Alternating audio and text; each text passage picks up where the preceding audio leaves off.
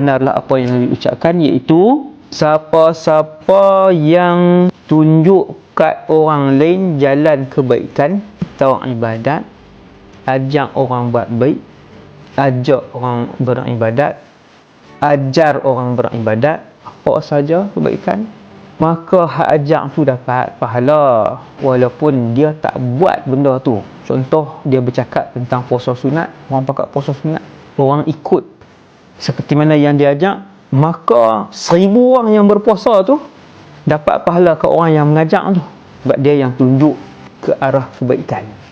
Subhanallah. Kita ajak anak buah kita tentang kelebihan sedekah. Harta kita diberkati, Allah menggandakan rezeki orang yang bersedekah. Bersedekah menjadi payung kita di mahsyar. Kita ajak. Maka anak-anak murid kita 100 orang. Esok tu mereka mula bersedekah. 100 yang bersedekah itu, keseluruhan pahala mereka, mereka pun dapat, hak ajak pun dapat. Maka tak perlu tunggu jadi ustaz.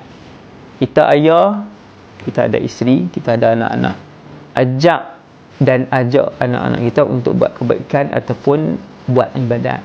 Kalau kita ibu, kita ajak anak-anak kita ke, ajak suami, jom puasa esok, kita puasa sunat.